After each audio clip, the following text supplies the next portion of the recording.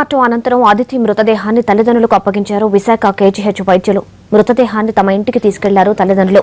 అంత్యక్రియలకు ఏర్పాటు చేస్తున్నారు. అంతకుముందు కేజీహెచ్ ఆసుపత్రిని సందర్శించిన ఎమ్మెల్యే విష్ణుకుమార్ రాజు ఆదితి తల్లిదండ్రుల్ని పరామర్శించారు. ఈ ఘటనతో జీవీఎంసీ అధికారులు కళ్లు తెరవాలని, నగరాన్ని శుభ్రంగా ఉంచాలన్నారు.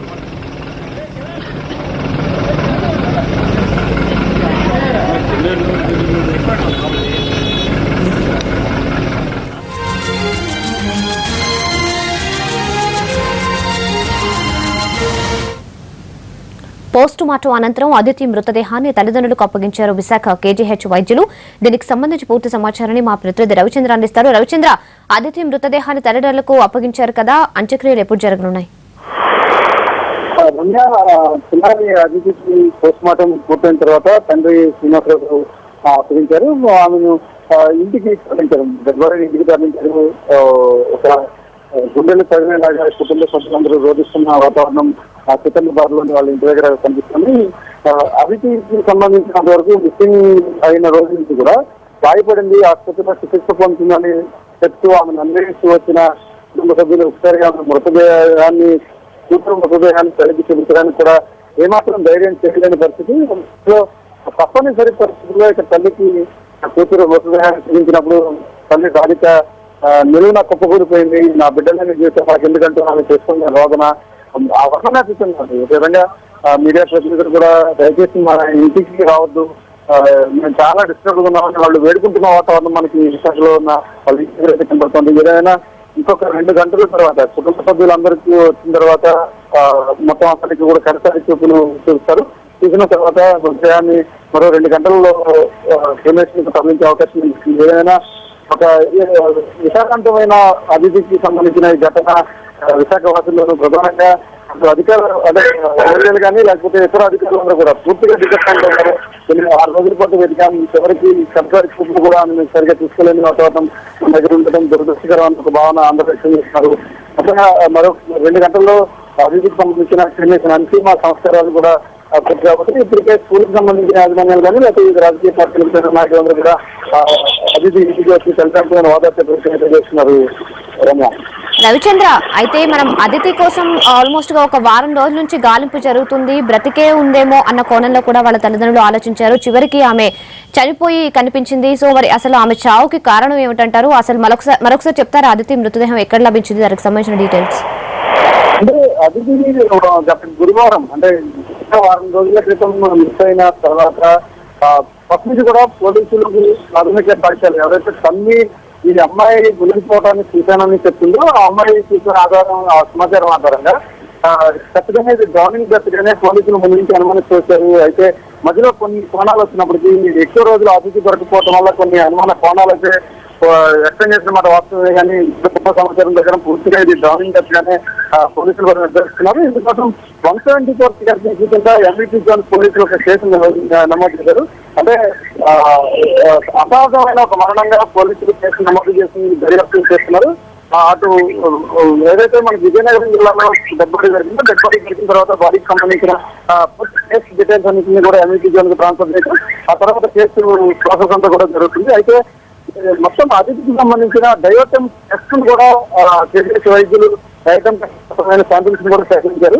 దీనివల్ల ఆ అమ్మాయి నీటిలో మునిగిపోయినప్పుడు ఏమి నీరు తాగింది, తర్వాత సంవత్సరంలో ఉన్న ఎన్ని రోజులు కూడా ఆమె బాడీలో కొంత వాటర్ ఉంటుంది. ఈ 4-5 రకాల పరీక్షలు ఈ డయాటమ్ నిర్వహించబోతున్నారు.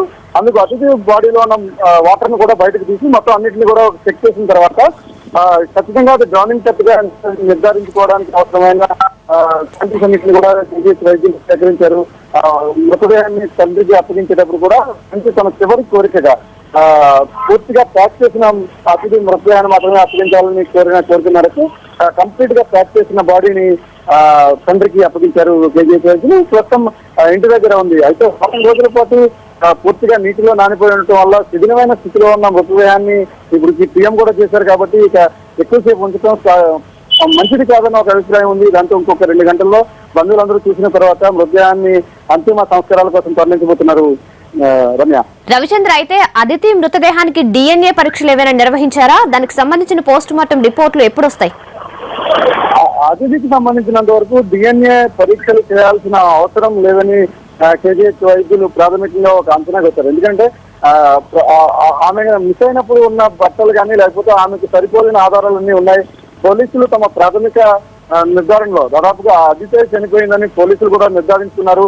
అటు భోగాపురం పోలీసుల దగ్గర నుంచి ఇన్క్వెస్ట్ రిపోర్టులు తీసుకున్న తర్వాత కూడా తండ్రి స్వయంగా తండ్రే తన కూతుర్ని కన్ఫర్మ్ చేశాడు కాబట్టి DNA టెస్టులు అవసరం లేదు. అయితే ఈ సంఘటన జరిగిన తర్వాత రేపొద్దున్న లీగల్ ఇష్యూస్ ఏమైనా రైజ్ అయ్యే అవకాశం ఉంది, లేకపోతే కేసుకు సంబంధించిన మరింత సమాచారం అవసరం అవుతుంది కాబట్టి డయాటమ్ టెస్ట్ ఎప్పుడైతే నీటి మునిగిపోయిందో నీటి మునిగినప్పుడు నీళ్లు తాగి ఉంటుంది. ఆ నీళ్లు తాగిన తర్వాత కానీ లేకపోతే ఈ వారం రోజులు సముద్రపు నీటిలో తేలియాడింది కనుక ఆ సముద్రపు నీటిలో ఉన్న మొత్తం టెస్టులన్నింటినీ కూడా చేశారు. ఇక DNA టెస్టుల అంశం అయితే ఇక్కడ పునరావృతం కాదు, కానీ ఆ డయాటమ్ టెస్ట్ ను మాత్రం డాక్టర్లు నిర్వహించారు. ఆ నివేదిక వచ్చిన తర్వాత పోలీసులకు అందజేస్తారు.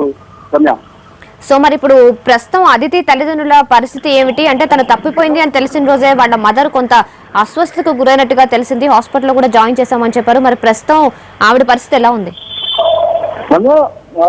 ఈ పాప గురువారం రోజు తప్పిపోయిన తర్వాత ఆ రోజు రాత్రినే బెంగళూరులో ఉంటున్న తల్లిదండ్రులు శ్రీనివాస్, రాధికలకి కుటుంబ సభ్యులు సమాచారం ఇచ్చారు.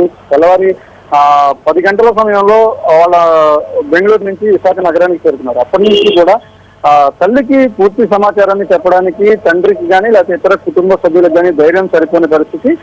వాళ్ళందరూ కూడా అదితి పడిపోయింది, ఆమెకు గాయాలైన ఆసుపత్రిలో చికిత్స పొందుతున్నారని మాత్రమే సమాచారం ఇచ్చారు. ఇంట్లో కనీసం ధైర్యంగా టీవీ పెట్టి చూడడానికి కూడా వాళ్ళు ధైర్యం చేయలేని పరిస్థితి. ఎప్పుడు ఏ వార్త వినాల్సి వస్తుంది, ఎలాంటి పిడుగు లాంటి వార్త తమ మీద ఎక్కడ పడుతుందో అని ఒక భయం కుటుంబ సభ్యులను దాదాపు వారం రోజులు నిలువెలా వణికించింది. అయితే దురదృష్టవశాత్తు వారం రోజులు రెస్క్యూ ఆపరేషన్స్ కూడా ఎలాంటి ప్రయోజనం ఇవ్వకపోగా ఆమె చనిపోయిన తర్వాత మృతదేహం అత్యంత దయనీయ పరిస్థితిలో వేరే జిల్లాలో కొట్టుకుని రావడం అన్నింటినీ కాంపెన్సేట్ చేసుకుంటూ రాత్రి మొత్తం అభివృద్ధి మొత్తాన్ని పోలీసులు ప్రాథమికంగా నిర్ధారించిన తర్వాత తల్లి రాధిక తీవ్రమైన ఆందోళనకు గురైంది. ఆమె బీపీ బాగా ఫ్లక్చుయేట్ అవడంతో ఆమెను NRI ఆసుపత్రికి అక్కడి నుంచి సెవెనిన్స్ ఆసుపత్రికి తరలించారు. కాస్త కోలుకున్న తర్వాత ఇక చివరి చూపు కోసమైనా ఆమెకు చూపించాలి కాబట్టి ఇంటికి తీసుకొచ్చారు. ప్రస్తుతం కూతురు మృతదేహాన్ని 6 ఏళ్ల కూతురు ఉంది. తర్వాత 2 పిల్లలు ఉన్నప్పటికీ వాళ్ళకి కూడా కాస్త అనారోగ్య సమస్యలు ఉన్నాయి. ఈ నేపథ్యంలోనే కూతురు అల్లారుముద్దుగా తీసుకున్న కూతురు కుప్పగూలు చూసిన తర్వాత తల్లి రాధిక అయితే తీవ్ర ఆవేదనకు గురవుతోంది. ఆమెను అనునయించడం కానీ లేకపోతే ఆమెను ఓదార్చే ప్రయత్నం చేయడం కానీ కుటుంబ సభ్యులకు సాధ్యం కావటం లేదు. తండ్రి శ్రీనివాస్ అయితే ఇంకా దయనీయంగా చిన్న పిల్లాడిని కన్నా అధికంగా రోధించి ఏడుస్తున్న దృశ్యాలను చూస్తే మాత్రం చుక్కర్లకు కంటతడి పెడుతున్న వాతావరణం సిద్ధమదారులను వాళ్ళ ఇంటి దగ్గర మనకి ప్రస్ఫుటంగా కనబడుతోంది. రమ్య, రైట్ రవిచంద్ర.